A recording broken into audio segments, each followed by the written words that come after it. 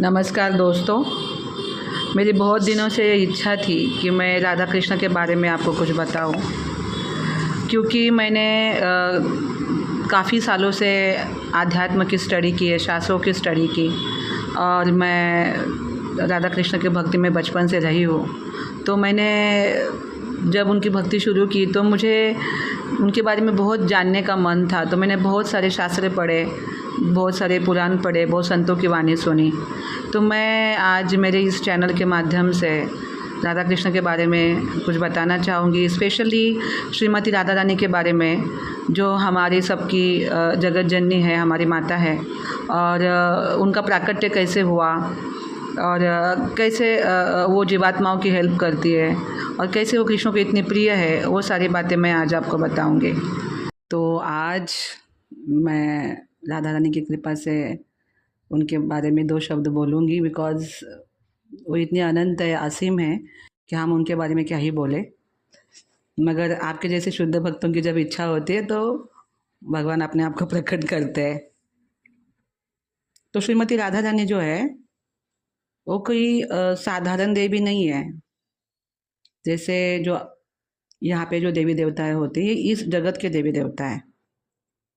जो हमारा ब्रह्मांड है, 14 भुवन का ब्रह्मांड है। फिर 14 भुवन के ऊपर जो गोलोक वृंदावन है वो इस 14 भुवन में नहीं आता। 14 भुवन में एक शिवलोक आता है, ब्रह्मलोक आता है, वैकुंठ आता है। ऐसे अनंत ब्रह्मांड है, अनंत वैकुंठ है, अनंत शिवलोक है। मगर जो गोलोक वृंदावन है वो एक ही है, वो अनंत नहीं है, वो एक ही है।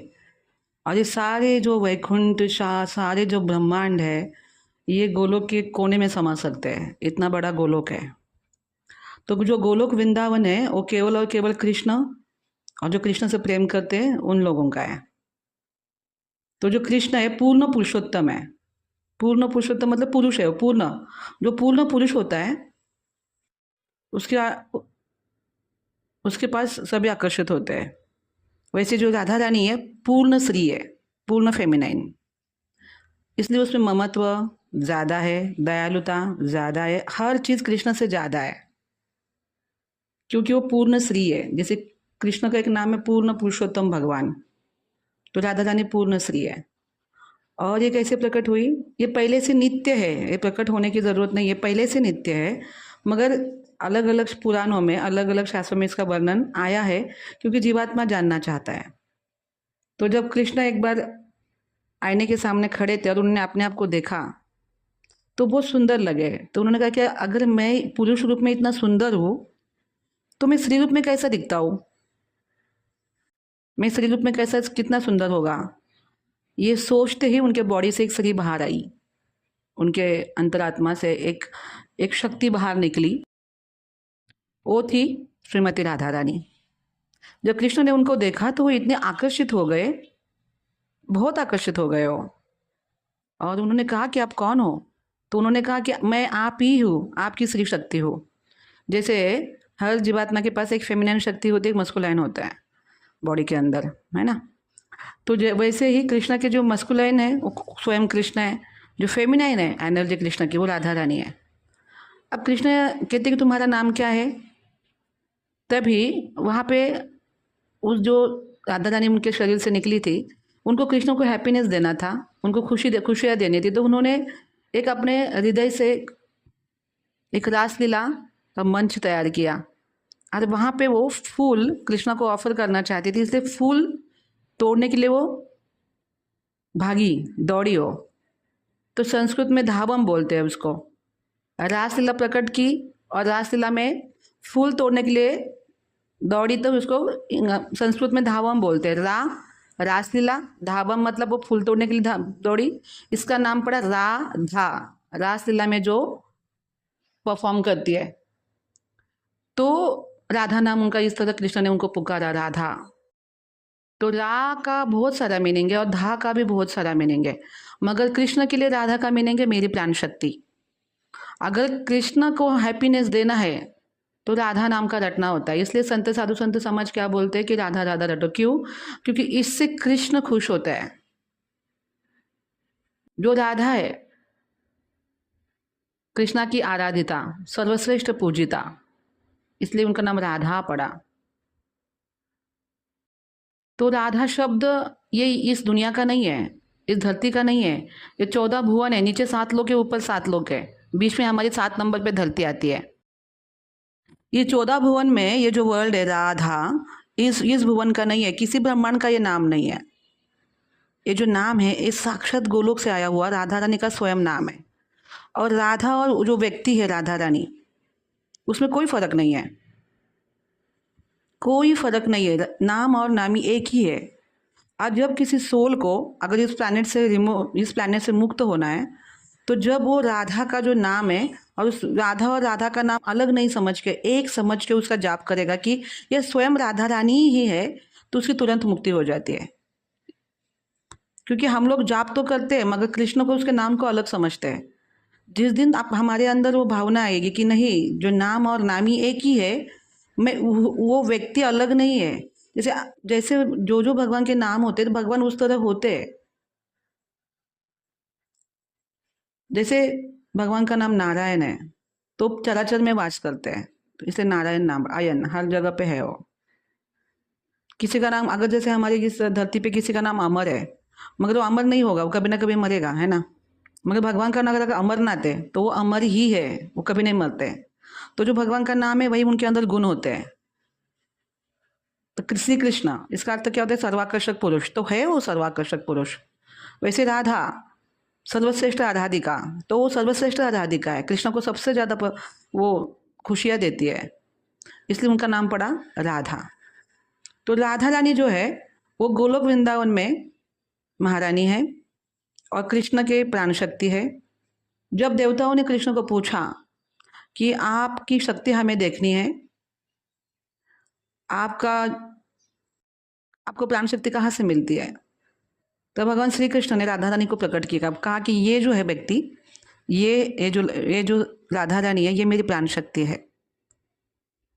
जब भगवान शंकर जी को परब्रह्म का दर्शन करना था तो नारद मुनि को उन्होंने पूछा कि परब्रह्म कौन है? परब्रह्म कृष्ण है ना। जैसे हम गुरु की व्याख्या करते हैं, गुरुर् ब्रह्मा गुरुर् विष्णु गुरुर्देवो महेश्वरा। व्यास मुनि ने गुरु को इतना महान बताया। गुरु कौन है?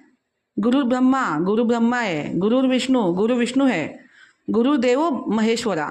गुरु साक्षात गुरु कौन है? महेश्वर भी है। फिर भी उनको सेटिस्फेक्शन नहीं हुआ, तीनों का उपमा दे दिया, तीनों देवों को जो सबसे बड़े हैं, फिर भी उनको गुरु का जो उच्च स्थान था उनको बताना था, सेटिस्फेक्शन नहीं हुआ। तो उन्होंने आगे कहा कि गुरु साक्षात परब्रह्म तस्मै श्री गुरुवे नमः। तो परब्रह्म का मतलब, क्योंकि परब्रह्म आगे उन्होंने वर्ड बोला है, ये तीनों तो उसमें नहीं आ रहे हैं, तो परब्रह्म का अर्थ होता है कृष्ण। गुरु साक्षात कृष्ण है, परब्रह्म है। तो शिव जी को इच्छा हुई कि मुझे परब्रह्म के दर्शन करने हैं, तो उन्होंने नारद मुनि को पूछा कि मुझे कैसे प्राप्त होंगे परब्रह्म। तो फिर नारद मुनि बोले ठीक है, आज मैं उनको आपका दर्शन करवाता हूँ। फिर नारद मुनि उनको लेके गए श्री वृंदावन के एक यमुना के किनारे एक पेड़ के नीचे एक 13-14 वर्ष के एक लड़का लड़की वहाँ पे डाली पे बैठी थी और एक दूसरे के साथ ऐसे कुछ बातें कर रही थी। तो उन्होंने कहा कि यही परब्रह्म है। तो शिव जी बोले ये परब्रह्म है? बोले हाँ बिल्कुल यही परब्रह्म है, भगवान श्री कृष्ण। तो फिर कृष्ण ने उनकी तरफ देखा और अपना साक्षात ऐश्वर्य प्रकट किया। श्रीमती राधा रानी के साथ अष्ट सखी, अष्ट कमल, पूरा ऐश्वर्य गोलोक का उन्होंने दिखाया उनको।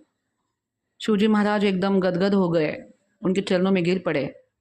बोले, कृष्ण बोले कि आपको जो चाहिए मांग सकते हैं। उन्होंने कहा कि मुझे आपकी सर्वश्रेष्ठ भक्ति प्रदान करिए। तो उन्होंने कहा कि आज मैं तुम्हें एक गुप्त बात बताता हूँ। वो क्या है? ये जो है ना श्रीमती राधा रानी, जो मेरी संगिनी है, मेरी प्राण शक्ति है, जो श्री रूप में मैं ही खुद हूँ। अगर कोई मेरे साथ इनकी अगर भक्ति करता है तो मैं उनको गोलोक वृंदावन देता हूँ। अगर कोई सिर्फ मेरी भक्ति करेगा और इनकी भक्ति नहीं करेगा तो मैं उनको गोलोक वृंदावन नहीं दे सकता। मैं उनको मोक्ष दे सकता हूँ मगर मेरा जो धाम है परम धाम वो नहीं दे सकता। मगर अगर कोई जीवात्मा मेरी भक्ति ना भी करे और केवल मेरी प्रिया की, मेरी जो राधा रानी है उनकी भक्ति करे, तो उनको साक्षात गोलोक धाम मिलता है और निकुंज में उनकी सेवा होती है, सर्वश्रेष्ठ पद उसको ऑफर होता है। तो मुझे, हे शिव, मुझे मेरे प्राणों से भी ज़्यादा प्रिय श्रीमती राधा रानी है। मैं बहुत प्रेम करता हूँ श्रीमती राधा रानी से। तो आज मैं तुम्हें श्रीमती राधा रानी की भक्ति प्रदान करता हूँ। इसलिए शिव तत्व को राधा तत्व भी कहा गया है। इसीलिए शिवजी महाराज ने राधा रानी के ऊपर कितने सारे स्तोत्र लिखे। कृपा कटाक्ष, राधा कृपा कटाक्ष सबसे पावरफुल स्तोत्र है जो शिवजी महाराज ने लिखा है, शिवजी ने लिखा है। वो राधा सहस्र नामावली शिवजी ने लिखा है। राधा तंत्र ये भी शिवजी ने लिखा है। शिवजी ने राधा रानी के ऊपर कितनी व्याख्या की। माता पार्वती जानना चाहती थी कि राधा कौन है, मुझे राधा के बारे में बताओ। किसी को नहीं पता था राधा रानी के बारे में। फिर शिवजी ने श्री कृष्ण से अनुमति ली कि मुझे बताने की अनुमति दीजिए, मैं माँ पार्वती से सब बताना चाहता हूँ। तो उन्होंने कहा कि ज़्यादा नहीं बताना है, जितना वो पूछेगी उतना ही बताना, क्योंकि ये जो मेरी शरीर रूप है ये बहुत ज़्यादा दयालु है, बहुत ज़्यादा इसके अंदर ममत्व है, और ये चांडाल के ऊपर भी कृपा करेगी। ये एक छोटे से छोटे नाले में पड़े हुए कीड़े के ऊपर भी कृपा कर सकते। इतनी दयालुता इनके अंदर भरी हुई है। ये साधारण नहीं है। अगर मैंने इनको दुनिया का परिचय करा दिया तो ये सभी जीवात्माओं को मुक्ति दे सकती है। फिर सृष्टि चलेगी कैसे? तो इतनी दयालुता, इतनी करुणता है उनके अंदर कि ये हर जीवात्मा के ऊपर कृपा कर सकती है, और इसीलिए मैंने इनको छिपा के रखा है। केवल और केवल मैं उन्हीं लोगों को इनका परिचय करवाता हूँ जो मेरी अच्छी तरह से पूजा भक्ति करते हैं, जो मुझे पसंद है। जो जीवात्मा है, जो भक्त मुझे बहुत पसंद आते हैं, मैं उन्हीं को मेरे श्रीमती राधा रानी का परिचय करवाता हूँ। इसलिए श्रीमती राधा रानी जो है अब तक लोगों को इतनी समझ में नहीं आई, और लोगों ने, जो अधर्मी लोग हैं, उन्होंने अपनी तरफ से उनकी कुछ भी धारणाएं बनाई। तो ये सब बहुत गलत है। राधा रानी जैसे कृष्ण है वैसे वो स्वयं ईश्वरी है, सनातनी है, साक्षात वो भी परमात्मा स्वरूप हृदय में स्थित होती है। शक्ति और शक्तिमान, शक्तिमान को शक्ति के सिवा कोई फायदा नहीं होता। अगर उसके पास वो शक्ति नहीं तो शक्तिमान कहाँ का? राधा रानी वो शक्ति है जो कृष्ण उसको धारण करते हैं। दोनों ही एक दूसरे के सिवा अधूरे हैं। तो राधा रानी स्वयं ईश्वरी है, स्वयं परमेश्वरी है, स्वयं भगवती है। सभी जो देवियां हैं वो राधा रानी के एक कला अंश से प्रकट हुए हैं। इसलिए शिवजी स्वयं उनका राधा कृपा कटाक्ष में बोलते हैं, मखेश्वरी, क्रियेश्वरी, स्वधेश्वरी, सुरेश्वरी, त्रिवेद भारतीश्वरी, प्रमाण शासनेश्वरी, रमेश्वरी, क्षमेश्वरी, प्रमोदकाननेश्वरी, ब्रजेश्वरी, ब्रजाधिपेश, राधिके नमोस्तुते। राधा रानी तुम रमेश्वरी हो, रमा भी तुम्हारे अंदर से निकली है। ये जो इंद्रानी है, ये जो शक्तियाँ है, वो सब तुम्हारे कलांश से निकली हुई है। तुम्हारे जो नाखून है, उस नाखून के नीचे सभी प्रकार के ब्रह्मांड खड़े हैं। तुम्हारे जो चरणों के जो नुपुर है, जो पायल है, उसकी जो धुन है वो वेदों के गीत है। इस तरह राधा रानी की महिमा बताई गई है। और हम जैसे जीवात्मा को अभी तो पता ही नहीं है वो चीज़, क्योंकि हमें पिक्चरों में जो दिखाया जाता है वही हम समझते हैं कि राधा रानी कृष्ण से बड़ी है, वो तो उसकी पत्नी बनी नहीं, वो तो उसकी है।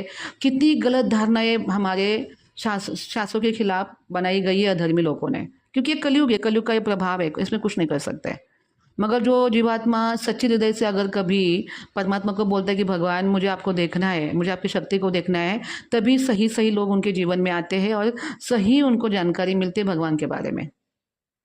तो अगर आप भगवान से जुड़ना चाहते हैं, भगवान की भक्ति करना चाहते हैं, तो आप मुझे कमेंट बॉक्स में बताइए। तो मैं राधा रानी की जितनी भी मेरे पास इन्फॉर्मेशन है, जानकारी है, जो मैंने उनकी भक्ति की है, जो शास्त्रों से मुझे जो ज्ञान मिला है, मैं आपके साथ बिल्कुल साझा करूँगी। और भगवान की भक्ति हर जीवात्मा के लिए कल्याणमय है और हर तरफ से जीवात्मा का कल्याण करती है। और ये जो डिवाइन सोल्स है, इनका तो लक्ष्य ही है परमात्मा की प्राप्ति करना। तो भगवान श्री कृष्ण और राधा रानी की जो भक्ति है, सर्वश्रेष्ठ भक्ति है। अगर आप उनके भक्ति के यहाँ पहुँचते हो, उनके भक्ति तक पहुँचते हो, तो ये आपके लाइफ का लास्ट स्टेज होता है। तो दोस्तों, ये था मेरा आज का वीडियो। बहुत बहुत धन्यवाद।